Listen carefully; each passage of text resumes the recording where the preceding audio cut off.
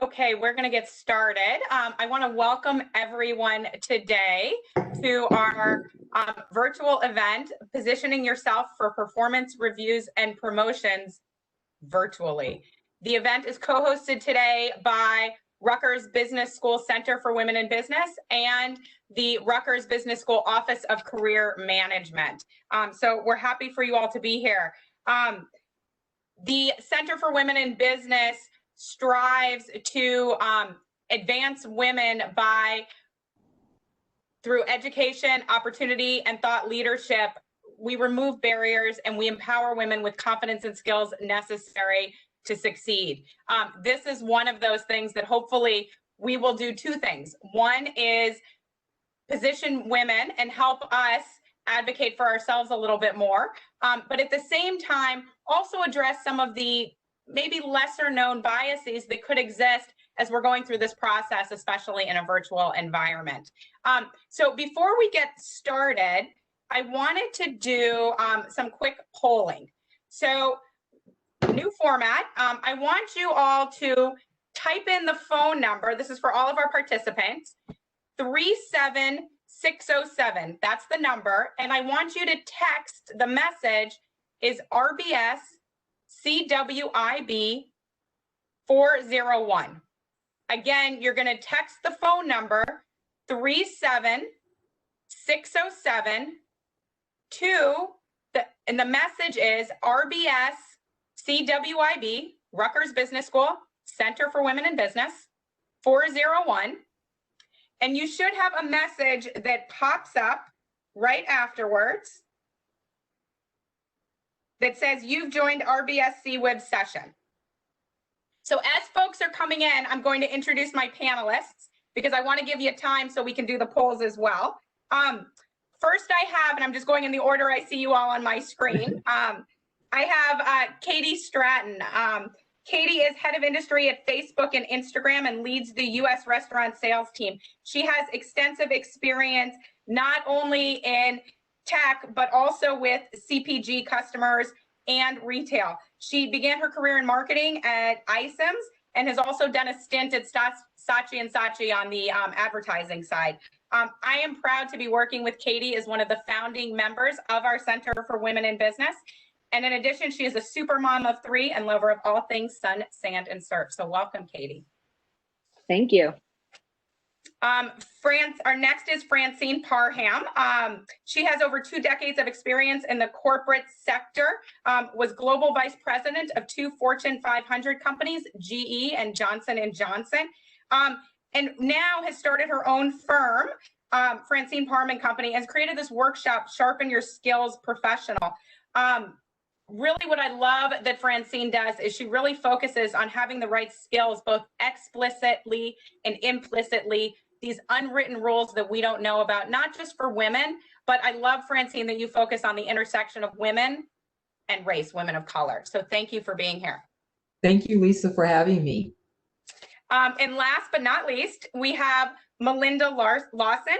She is the Assistant Director of our MBA Office of Career Management here at Rutgers Business School. She started her career at J&J within the research department and then worked in human resources and compensation. So great as we talk about, what we can do to position ourselves today. She also spent time at Lehman Brothers in recruiting and diversity initiatives, and now spends her time career coaching and helping our MBA students find amazing opportunities. So thank you, Melinda. Welcome. Thank you. If you are just joining us, because I see a lot of folks dialing in right now, I want to set up a couple polls. So I want you to text the phone number 37607, and the message you are going to write is RBS CWIB 401, Rutgers Business School Center for Women in Business 401. And with that, I want to start our first poll just so we know how to frame the conversation. Are you planning on asking for a raise in the next 6 months? A is yes, B is no, C is unsure. It looks like the responses are coming in. I love this tool. A lot of folks are unsure. Maybe after this conversation, we'll change our minds. This is great. They're keeping coming.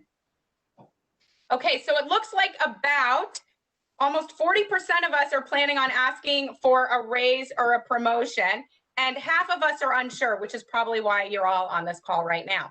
Now, how to answer the poll. The answer to the poll, Olivia, can you do me a huge favor and type in the chat that we need to text 37607 is the phone number, and RBS CWIB 401. I'm going to leave this one open a little bit longer. What I want you all to do now is, in one word, type in, how do you feel about performance reviews? And the word cloud will automatically populate it. How do you feel about performance reviews? You can type in as many responses because we think multiple things at the same time quite often. And this will help frame, I think, some of our conversation. Anxious. I think we're all feeling a lot of anxiety today, and just generally with everything going on in the world. My plug right now as we're doing this is everybody needs to vote. Less than 2 weeks. Get out there. If you're in New Jersey, you got a mail-in ballot. Send it in, drop it off at your mailing place if you feel more comfortable. And if you're comfortable, go in and vote in person. But however you do it, you need to make sure your voice is heard. Anxious, excited, hate. Ooh, that's a strong word. We try not to use that one in my house. Scared. So this is great. I think this gives us some good foundation. Nerve-wracking. There aren't a lot of positive attributes. Unprepared. Hopefully we can help change some of that. And some folks are excited. Excited is a positive way to say you're anxious. So I love that. With that, I am going to stop sharing so we can see our fabulous participants as well. So I just want to start out, I always want to ask, because we're in a really strange times right now, how are you? So just Francine, welcome. How are you doing today? I'm recuperating, Lisa. As you know, you mentioned the Professional Women's Advancement Summit that I just conducted live stream. So I'm just catching my wind and I'm here. So I'm energized and excited to be here and having this very, very important discussion. Great. Thank you for being here. Melinda, how you feeling? I'm doing well today. You know, I'm excited to be here with everyone to share experiences and to hopefully motivate everyone on this call to, speak up for themselves. As you mentioned, it's important to have your voice heard with the current election going on, but not only that, advocate for yourself and your family and your desire, your goals and dreams. So awesome. Thank you. And Katie, how are you doing today? I'm doing well. It's busy in my household, as you said, as you introduced me. I have 3 children, 3 and under. So I am in that working mom, working from home, virtual world mode, but feel like I finally have my routine down, which feels really nice. And I'm also feeling very proud today. I'm wearing my Rutgers loyalty pin with pride on my collar. As Lisa mentioned, I'm part of the Women's Center board and just excited to be here today. Thank you. Thank you all for joining.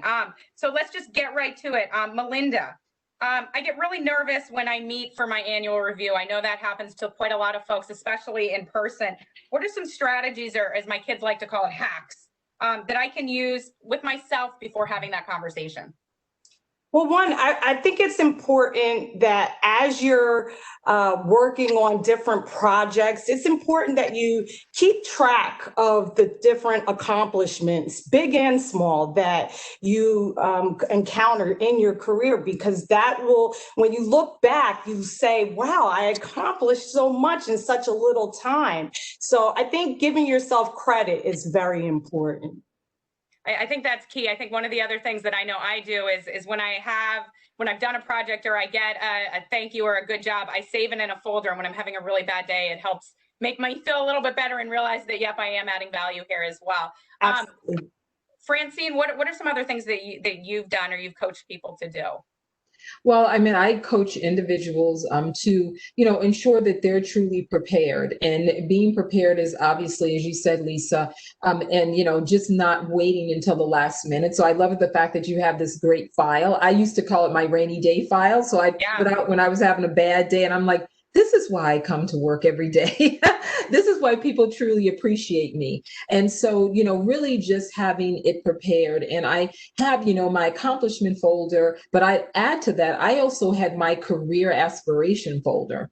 And so I used to collect things that I felt in the organization that I wanted to keep track of. So when I sat down and spoke to my manager about not just my performance, but my career, which we talked about being two totally different things, but they are intertwined. I used to have that folder as well. So we can talk more about that, but that really helped me just have the right mindset based on the conversation. Yeah, I think that makes a lot of sense. And Katie, what about you? Yeah, so I think the most important thing is to walk into your performance review knowing what to expect. And many times we have this conversation once a year, and we rely on our manager to set up that time for us and check in with us once a year. And that's no service to yourself, and that's no service to your manager, and even to your organization. So the best advice I would have here is check in along the way. We at Facebook do something called a mid-cycle review, where halfway through the performance cycle, we do a mini performance review. So we know exactly how we're tracking, we know where the gaps are, and we can work towards that for the rest of that cycle. When I walk in the room, I know what to expect, and there aren't any surprises. And to me, that is the most important thing.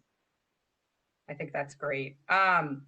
So we're in a different environment now, right? We're on Zoom or WebEx or whatever it is. So my performance review isn't going to be with my boss face to face. And I know sometimes it's hard for us, and in all the research I've read, it's even harder for women and people of color to make themselves heard on Zoom. So, any strategies that you use, Francine? What do you do? What do you tell folks to do? Well, I mean, I think, Lisa, that, it really goes back to that preparation and really, pretending like this is a live and in-person discussion and not to take for granted. So really, having your homework, having your, thinking through what that actual discussion is going to entail. Because yes, it is virtual, but we're still having this face-to-face conversation. Yep. And it is still very important. And we're still having the robust dialogue. And as a matter of fact, I actually have your attention much more than I would if you were in the office, because now I don't have your administrative assistant knocking on the door. I don't have the phone, ringing, or any of those things by which I could be interrupted as your subordinate and you're my manager. So, I say take this really seriously and think through how you want to frame the conversation. It's very easy for you to come in and sit down and say, okay, Lisa, you as my manager, tell me what you want to talk about. But this is now your opportunity to lead the conversation, to have all your notes, to frame the discussion, and to walk away with what you want to walk away with. So Katie, what happens? We had a great question come in earlier today. What happens if my manager's not really, an advocate for me, doesn't include me in key conversations, doesn't give me a chance to demonstrate, my abilities, tells me to be quiet, doesn't showcase me to upper management? What am I supposed to do? That is heart-wrenching for me to hear. Come work for me. So I think the best thing we can all do as women is to be our own advocates and find our best advocates. And if unfortunately your manager is not that for you, and it sounds like in this question we've identified that manager is not your advocate, find the advocates that you can surround yourself within your organization that can advocate on your behalf. And that may be people who are colleagues of your manager, or even your manager's manager, right? There's many different ways that you can get involved and sort of do extra things beyond the role and scope of your job that your manager might ask you to do to contribute to the organization, where others in the room may step up during conversations around promotions and say, hey, what about this? What about this work this person did? Let's acknowledge this. Let's have a conversation about this. So I would say if it's not your manager, find those advocates, and they're there. No, I think that's helpful. Francine, Melinda, in your experience, what have you guys done if you've encountered that situation? Yeah, I can take that. I had managers that were not my advocates, of course, not at Rutgers, but Right. it's important to make sure, like I said before, you have to make sure that you have a track record and don't blindside people when you want to have this conversation about promotions. If it is a manager that you do have a good relationship with, you want to give them a heads up about what you want to talk about. So that way they're prepared and you're prepared. And that way it could have like a better dialogue and a strategy on what the next steps will be. So I think it's important, as we already mentioned, to do your homework in advance and make sure that everybody's on the same playing field. And Lisa, I would add, and sometimes this does take courage, but it's having the conversation with your manager. And a lot of times it's a way for you to be able to frame that conversation to say, hey, Francine, you're my manager, and I just want to have a conversation. So I want to set aside some time that, I've observed, I've noticed, maybe, correct me if I'm incorrect. There's a way to frame that conversation because once again, it's great to, as we have said, to have allies, to have people speaking for you, on your behalf when you're not in the room. And all of those things, but it's also to have, it's an opportunity for you to have the honest and open dialogue with your leader. And I've had those conversations where I've said, I sense that you were a little, or I feel that you don't, or I have, I need to understand better. Can you please explain to me, what is happening, or if there's something that, we're misaligned about? You have to eventually have that conversation, right? It goes back to your leader not being, surprised by someone potentially giving him the feedback, saying that I noticed that you don't, or it appearing in their performance review that you've actually had that. And it takes it takes a little courage, but there's a way to frame it. And I would say, go to talk with someone that you have a great deal of trust and that you can confide in the organization and say, I want to have this discussion. Here's what I'm thinking about. How can I best frame this? You're a colleague or you're a peer of this individual, and I just need to have this conversation, because you don't want to go on record as not acknowledging that there is something that person is not supporting you and you not understanding why not, because it puts them in control and you potentially in not being in control. No, I think that's important. I want to stay with that, and let's flip the table just for a second here. We'll go back and forth. A lot of the folks on the calls are not only have managers, but they are managers as well. And what I think is really important is, as a manager, what should I be doing? What biases should I be aware of that I may or may not have? That I didn't even know of, that I can address or change or make sure I don't exhibit because of my race or because of my gender.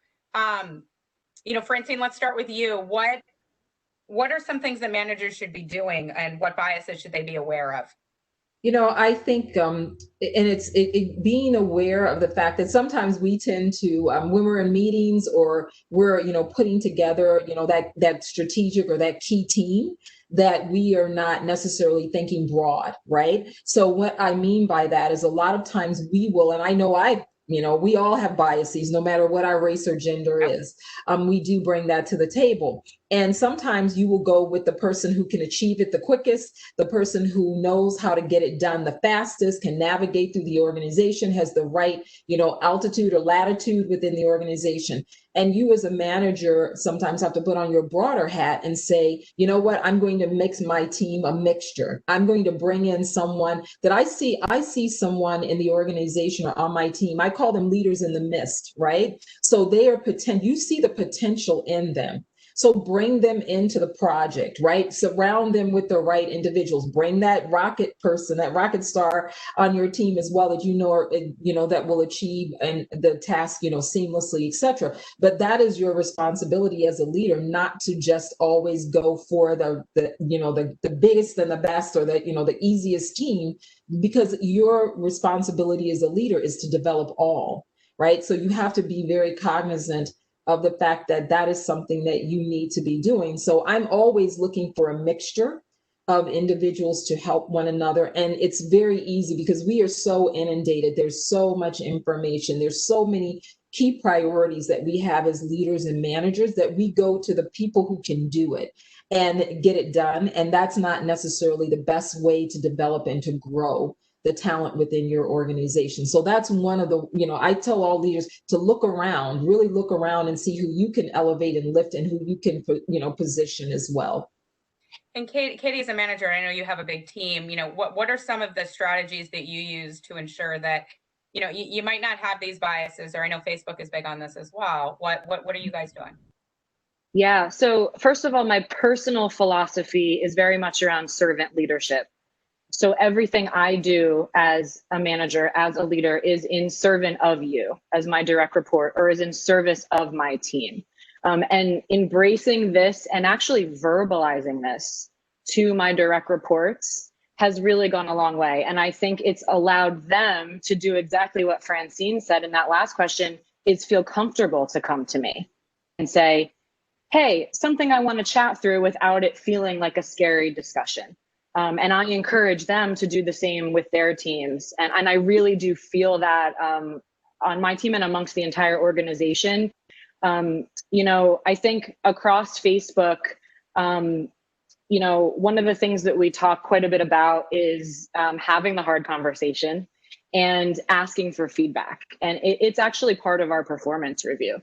We say every cycle, who did you need to have a hard conversation with, or who do you have to have a hard conversation with? And then how will you do it? And as a manager, I help coach my directs to do that. And my expectation from my manager is that I will ask for the feedback from my team as well. So we actually just went through our mid-cycle review season, and I shared my performance feedback with my team. And then at the end, I have 2 questions I always ask, so that they can't say, you're doing a great job, right? Because I really want to get the feedback. I say, tell me where my strengths lie and tell me what I could do better in service of you. And they come prepared to answer those questions, and it goes a long way. I think that's great. And I think being open to that feedback and being vulnerable also shows that you're not perfect, nor is any human being. Melinda, what do you have to add? Yeah, I would say mentorship. So if it's unofficial or not, it really doesn't matter. I think as a manager, it's important to kind of help everyone pull themselves up. And to Francine's point, you want to make sure that you're identifying folks that might need additional coaching and things like that, so that they could progress their career. And what better way to do that than to mentor them, show them how to get things done, to help them be the superstar, the next superstar of the team.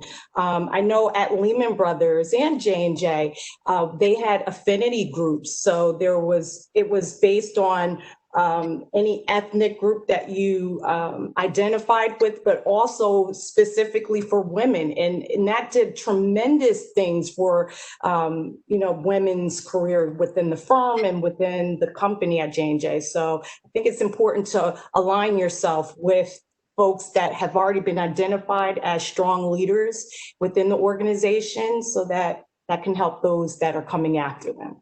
No, that's a great point. And here at the center, we like to think of ourselves as a super BRG or ERG, to be an extension of whatever you have at your own firm, or if you're trying to develop it, maybe use us as a resource as well. I'm looking through the comments. I think there's some great feedback. Yes, when we are stressed, our biases tend to come out. Our worst version of ourselves tend to show its face. And then in addition to that, people are hearing, you just need to keep doing what you're doing, which isn't very helpful or very concrete. I think some direct action items that you can do. I was actually talking with my husband, who works in finance, and he said, he actually had his first client meeting recently. It was outside, but first client meeting recently, and said, there was this one woman at the table, and she was younger, but she didn't say anything. She didn't ask any questions. She didn't do anything. And I said, well, do you think maybe she didn't feel comfortable? She was the only one. She was junior. Next time, he's like, well, I don't know. I would have asked that question. I said, yeah, but it's a different beast. I said, how about next time, try this, honey? Why don't you ask her opinion on something. And I bet you know what? She's really smart. You're in a big firm. She was hired for a reason, and see what happens. And so I think just doing some of those little strategies will demonstrate to folks that they didn't even realize some of these biases might have existed, because we all have different rules and codes that we need to switch into depending on our environment, especially if we are, thought of as an other outside of there. I think that's really important. And then I think the other thing as a manager that I know I've learned throughout my career is each person on my team needs to be managed and motivated and incented very differently. Just like each of my children in real life. And it's interesting, those managerial skills translate very well into the household, but also needs to be managed and parented very differently. Their motivations, some might like, the currency is video game minutes, and some might like extra dessert.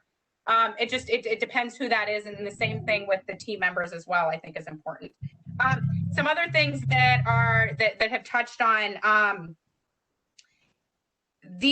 we're in the middle of a pandemic, right? We're in the middle of an economic crisis. Some of us have a lot of other responsibilities as parents. The Lean and McKinsey report said 25% of women are thinking about leaving the workforce because they just, they're still doing most of the unpaid labor at home. And we've done some research on that at the center as well. Before I even start convincing, so one, how do I convince myself I deserve this promotion? And then as a manager, that's going to be part two.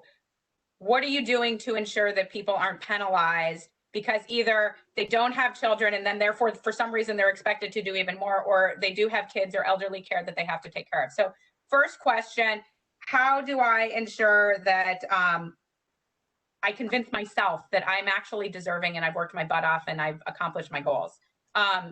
Melinda, you want to start? Sure. Well, again, I think that we could be our worst enemy, or we could be our best. And in this instance, you always want to kind of be positive, take a breather. No, I mean, I'm a mom as well. My son is in the next room doing his remote learning, and it is tough. But you also have to create boundaries so that you're not overworked from all different standpoints. I think that's important. I've seen it for myself. Like, it's okay to tell someone no if it's unreasonable. But with starting the conversation, I think that, again, give yourself credit that you've done the work and you have what it takes to be successful. If you can manage all of these different crazy scenarios, whether it be at work and at home, you deserve it. You can do it. Katie? Yeah, look, you are the common denominator in your life. And this is something that I always remind myself, right? The world around me, pandemic or not, will constantly change. And I will be the common denominator at all times. So what I can do is exactly what Melinda said. I can work my hardest, meet my goals, be clear with my manager on what those goals are, so that I have the confidence I am tracking towards them. I am doing what is asked of me. I'm probably going above and beyond that, because as women, many times we do. And that's the confidence that I need to say, it's my responsibility to take control of my life, and know that if I'm doing what I set out to do and I'm doing it well, that I absolutely have the right to ask for the promotion or the raise, and I absolutely should. Great. And Francine, anything else to add there? Well, I agree with everything that has been said. I mean, I think that is really important to set the tone for the conversation. And what we sometimes do, and I talk to women of color about this all the time, that we think that our performance equates and deserves a promotion. And all of us know that, if that was the case, for all of us high achievers and star performers out there, would be a lot more of us that were in positions of leadership and authority. Unfortunately, it is not. And so at the end of the day, it's really about setting the tone of the conversation. And I mentioned this a little earlier. I talk to women about this a lot, Do not let your performance be confused with your basic promotional opportunities. They tie into one another, but it's really important to sit down with your leader and say, let's have a discussion about my performance, and then let's have a discussion about my career. And my career conversation is an ongoing conversation. So I know, Katie, you mentioned earlier at your organization, you have what I call the stand downs, where you stop, you talk about it on a quarterly basis, et cetera. But for your career, I encourage individuals to make that an ongoing dialogue. If your company does not have that one time a year where they're doing succession planning or, whatever career cycle or process that they have, you should be talking to your manager about this all the time. So when I was in the corporate sector in January, when we came back, I got on my leader's calendar and I said, hey, it's a new year. Let's get ready and let's start talking about my career. And I was very focused on that. And I think that, and it was coming back and continuously having that ongoing dialogue. So it wasn't like, hey, it's time for me to be promoted.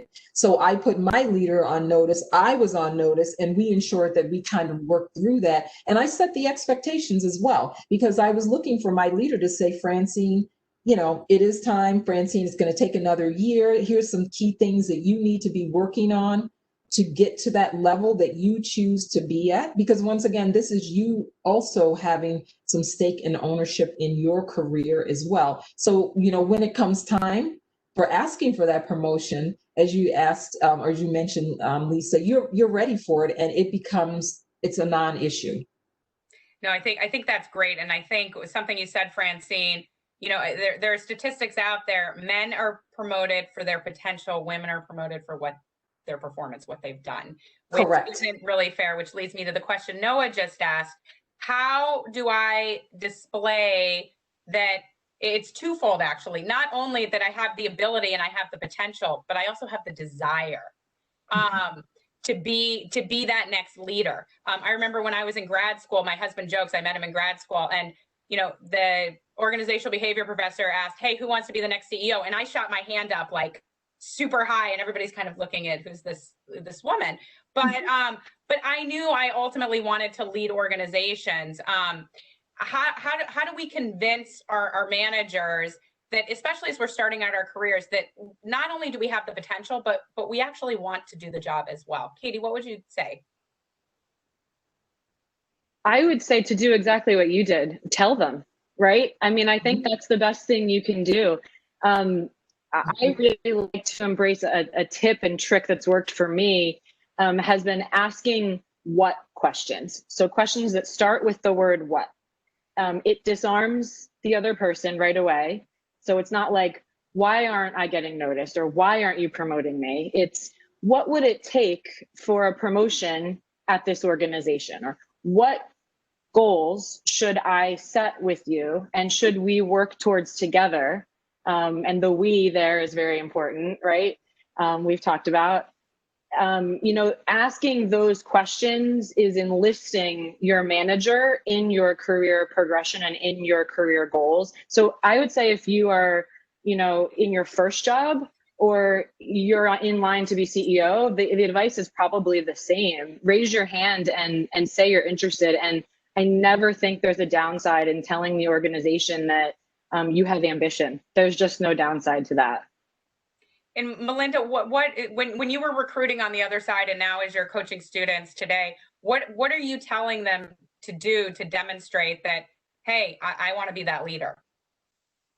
Establishing it early on is important, but when you walk through the door, when you start a new career, you don't want to be the person that is timid or shy. So, exuding that confidence, I think, is very important. Convincing skills, networking skills all come into play.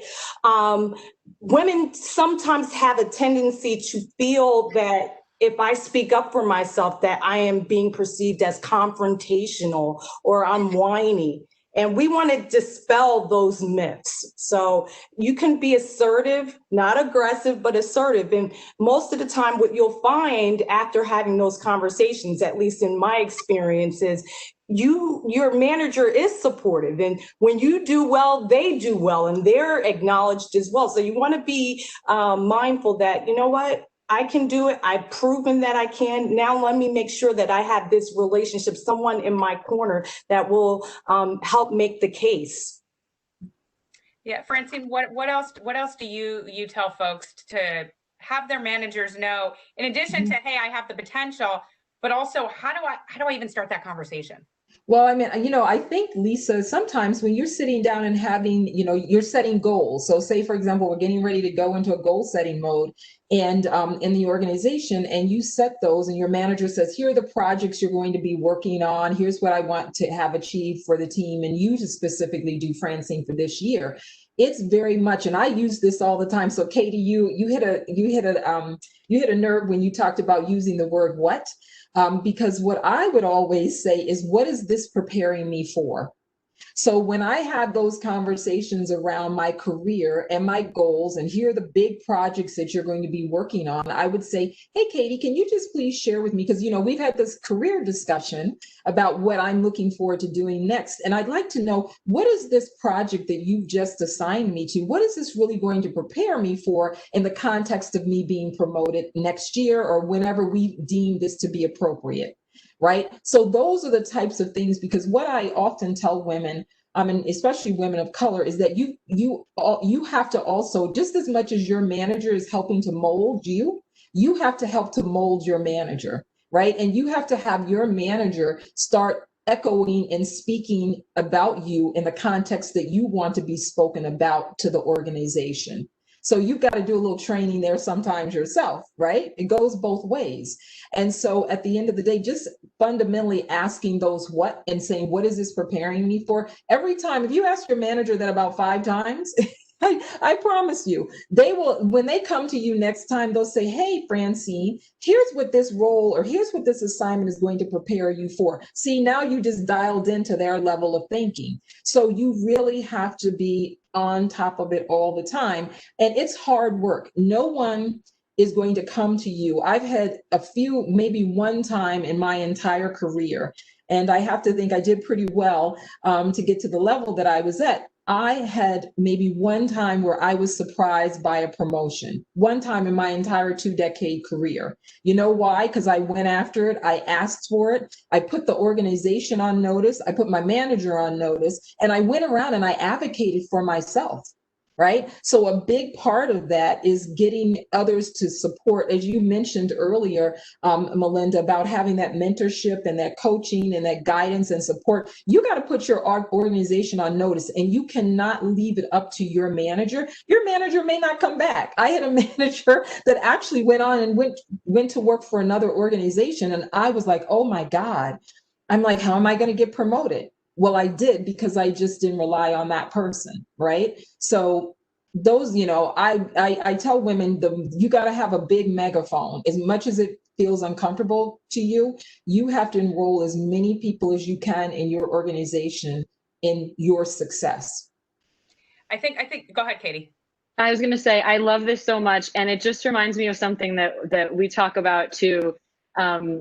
So in marketing, in sales, many of you may know this if you're in this industry, it's really all about reach and frequency of a message in order to get someone to take an action, right? Maybe buy your product or whatever it is.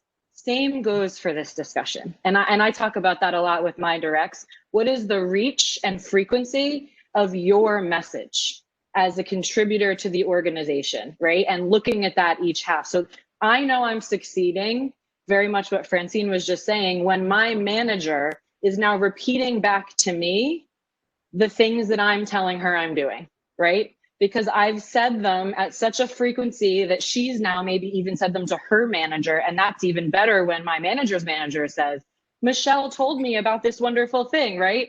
So I just would say embrace the reach and frequency message for your own story as well.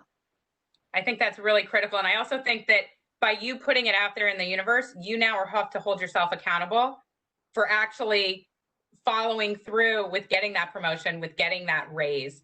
I think there are a couple things as I'm reading through the questions that are also really, complementary to what we're talking about. I'd love for us to give some tactical advice, right? Camille, this is a loaded question with verbiage and phrases that differentiate assertive versus aggressive. I think that depends on who's saying it. Something I could say in the exact same tone, in the exact same manner, is going to be perceived very differently than how Francine is saying it, is going to be perceived very differently than how my husband would say it. It's all the same thing. It's all in the same tone. I actually, the only job I didn't get because I was a woman was for a professional sports team as a C-level executive. I was told I was too intimidating to the organization. These are big guys that were playing, little me. I just was confident. So I think it's really important. You know, what are some ways I can at least start this conversation with my boss? I'm sitting down, I'm having the review. I want to be assertive and clear as to what I want. How do I start that conversation, Melinda? I would definitely go in there and make sure that they are aware of what I want to discuss. So again, not blindsiding them, but what is it going to take for me to get to the next level? Whatever that area is. I think that that's important. That starts the comfort level in your manager speaking about what steps you need to take and what steps they took in their own career. But with that too, I think you have to also be prepared to hear the word no and have a strategy of what's going to happen if this is not possible at this particular company. So that's how I would start it off. And Katie, what about you? How do you begin these conversations?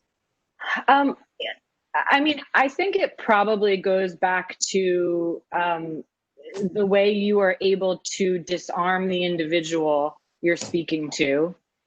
You know, because you don't want them to be sitting there in a position of feeling defensive or feeling as if, you know, they're unable to respond to you because they're worried about how they're showing up, right? So I think I always go back to my tried and true trick of what questions in this scenario.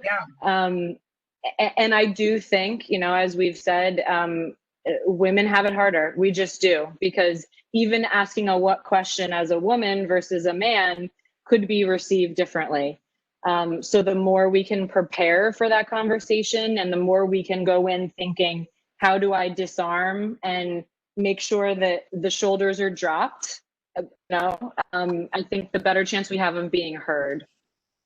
And Francine, what do you tell folks? Because again, these words can be perceived differently coming from a Black woman as opposed to a white woman, as opposed to a white man, as opposed to an Asian man. I mean, it's all. Yeah, no, you're 100% correct, Lisa. You know, what I tell individuals to try to think about is listen to the language of their organization. And by that, I mean, I worked for two very distinct organizations. And so Melinda, you and I both come from J&J. We worked at J&J at one time in our career, but I also worked at GE. And I came through GE during the Jack Welch days and the Jeff Immelt days, where it was like, take no prisoners, right? Yeah. And so I came from a GE and migrated, as I say to myself, into a Johnson & Johnson, a very relationship-oriented company. And so, you know, in GE, we could have the very candid and blunt conversations. And, you know, afterwards, we could go out and sort of hang out and say, that was a good conversation we had. And when I integrated into the J&Js of the world, that style did not work. And I had a couple, you know, bumps and bruises, and I started to really listen to the language and the voice of the organization and how things were framed, how things were positioned, and how you managed to navigate through. I still had the same objectives, but I had to listen to how the culture operated, is what I'm speaking of. And so I tell individuals to go in and have a listening ear for that. And if you're able to do that, you can start to have those conversations, as you talked about, Katie, where you disarm. So in my old GE days, I could go and I'm like, hey, Katie, here's what I'm thinking about, right? When I go into J&J, I'm like, hello, Katie, I'd like to have a conversation with you about X, Y, and Z. Very different tone.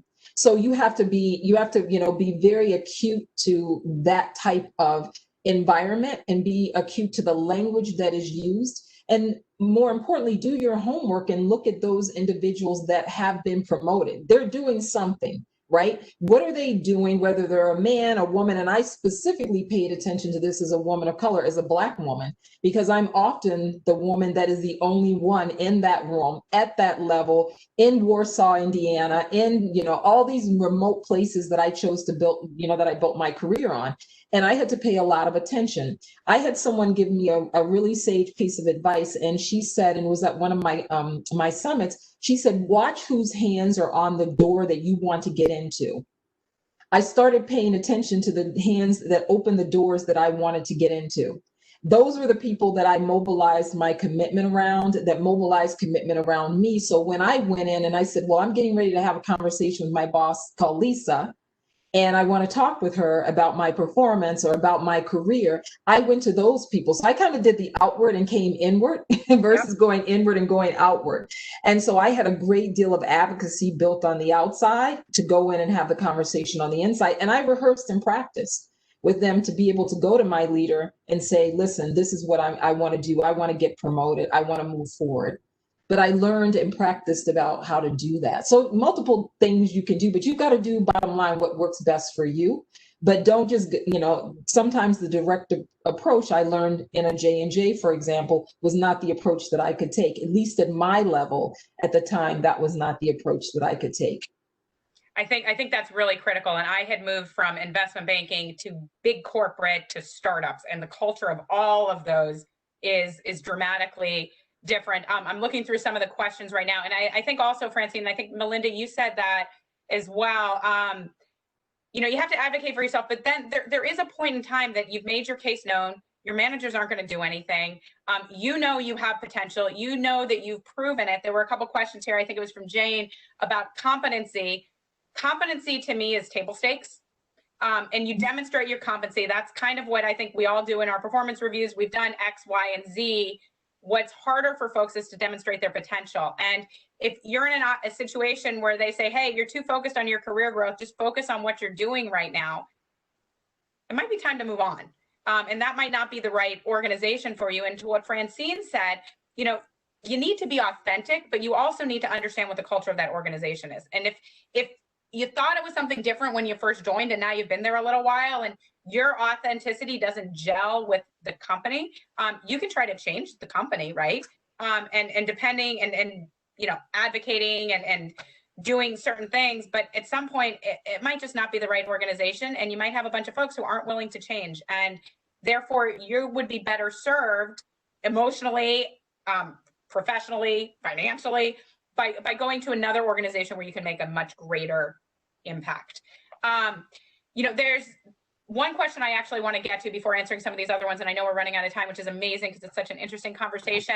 A lot of us on this call, I know, do have children. We're parents, and there are biases and expectations of, hey, maybe so-and-so performed better because they didn't have these other things that they were doing on the side. And it's not just kids. It could be elder care. It could be, my partner's an essential worker and my co-worker's partner is not an essential worker and I'm a single parent. Like, what is it? How do I tell my boss, advocate that, hey, I'm in it to win it.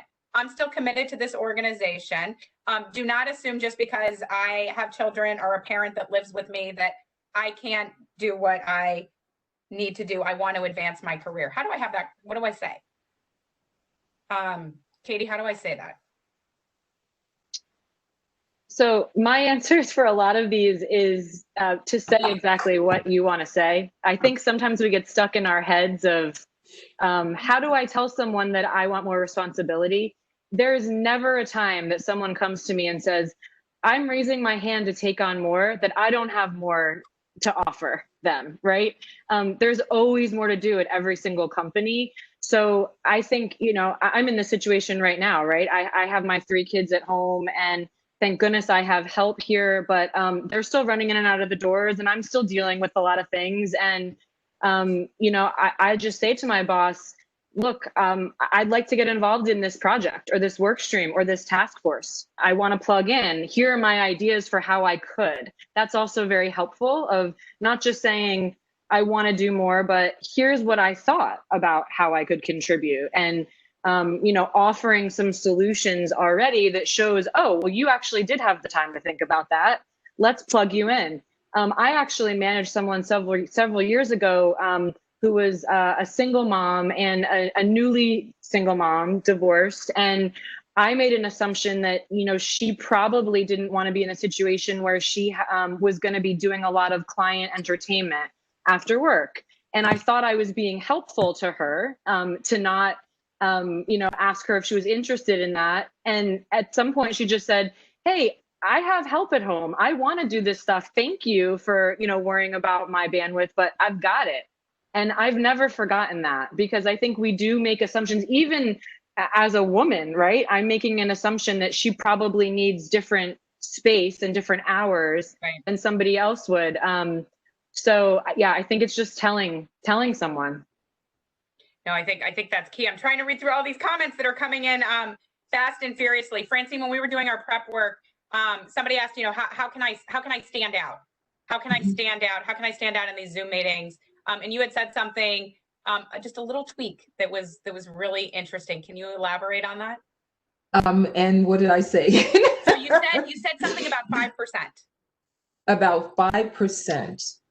Oh, actually, I think I said that. I remember this. You, Katie? Yeah, I think it was Katie. Oh, Katie. So can you elaborate on that? Because I thought that was really critical. And then also, so elaborate on that. And then what can we do as managers about, maybe the same way we reviewed people before isn't. I know Facebook has done some interesting things and even kiboshed some of the reviews about performance. Sure. Yeah, we can all own the 5% different together. It'll be a joint effort. Yeah, I think in the Zoom world, how do you stand out? And this is beyond just performance reviews, but how are you 5% different than the meeting they just had, right? Are you on the screen before your manager is there? You should always do that, because shockingly, that may be 5% different than the rest of their meetings. Your background, what you're wearing, a prop. Look, I wore my Rutgers leadership or loyalty pin today, right? This is my 5% right now. So there's ways to stand out in this world, and that's a good tweak. And I'll let Francine and Melinda sort of weigh in on the other bit. Yeah, I definitely would say stay connected is important.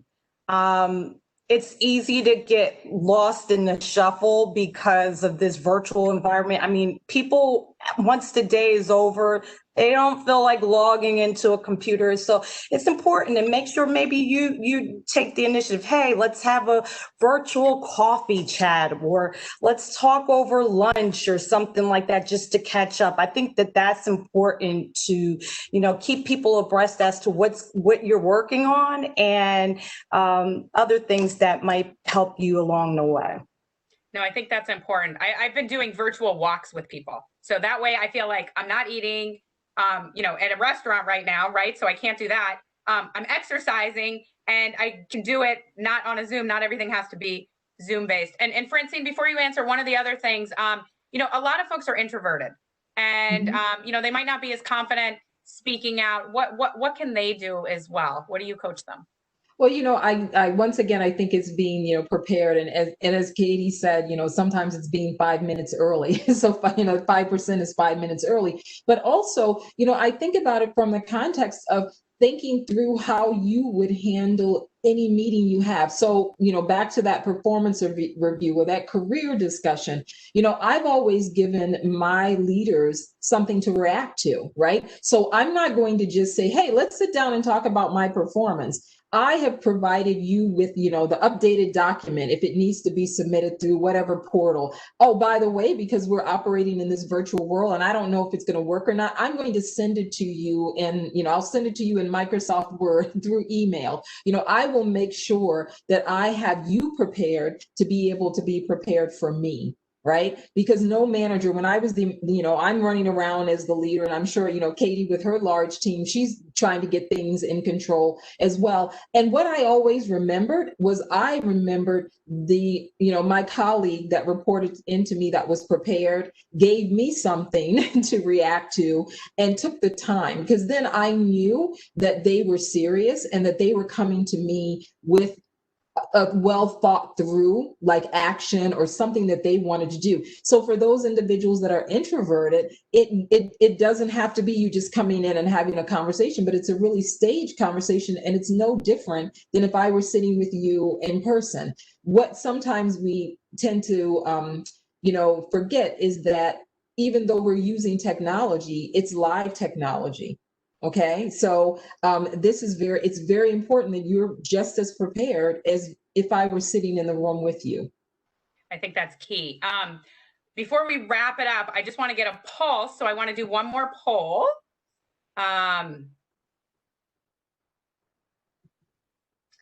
Now,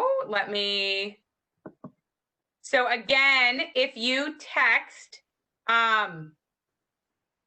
here we go. Again, the phone number 37607. You already should be set up if you did it before. And text the message RBS CWIB 401. So, and then you should be able to answer. The results are coming in. I'm seeing many more people are now feeling confident that they are going to ask for the raise, where before it was only 30%, 40%. I love it. That's the effectiveness of having these conversations.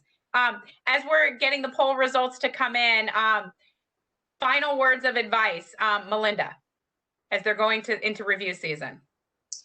Just a reminder, give yourself credit. You have earned it most likely. Go in, make a strategy, be prepared for a positive result, but a negative one. Have a strategy prepared. Katie. Yeah, I would say walk into that room knowing how your performance will be reviewed as best as possible, right? Do a check-in, even if your company doesn't have a mid-cycle, make your own. Get that feedback, and you won't be surprised, and your manager won't be surprised, and you'll feel really good walking out of the room. Francine.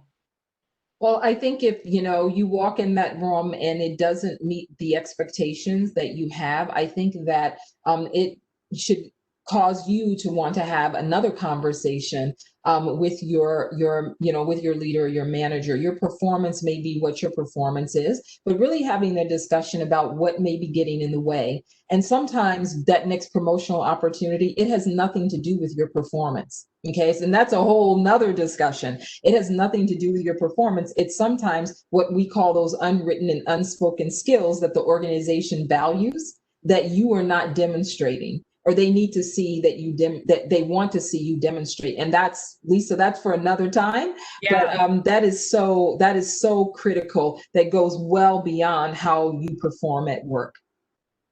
No, I think that's key. Last thing, because I always love ending on a positive note. One thing you're grateful for during this crazy, ridiculous time that we're in, Melinda. I'm sorry. Can you repeat the question? Grateful. One thing you're grateful for. I am grateful for Lisa allowing me to participate and for meeting all of you today. This was a great experience, and it definitely even motivated me to remind myself that I'm doing a good job. Awesome. Francine. I'm just grateful for the reinforcement and the push that individuals such as Lisa, meeting Melinda, meeting, Katie as well, that have told me to keep doing what I'm doing, which is focusing on helping people to advance in the workplace. I can't stop. Love it. Katie. Yeah, I'm very grateful for the 15 hours of commute time that I got back in this virtual world. And what I've been able to do with that is spend more time with Rutgers Center for Women in Business and other organizations advancing women's leadership. And I've loved every second of it. Awesome. Well, thank you. I'm grateful for all of you for getting to hang out with my kids more than I thought I would. We haven't killed each other, so I consider it a success. If you like what we're doing, we're doing more of it. we'll send out an email later on, but December 3rd, we're going to host our next event, the election, the economy, and how to keep advancing women in business. Follow us on LinkedIn, RBS Center for Women in Business. Go to our website, business.rutgers.edu/women. Support our organization. We're providing all of this complimentary for everyone, but we need your support to keep us going. So thank you all. Have a fabulous weekend. Thank you to our panelists, and hope to see you all soon. Thank you. Thank you.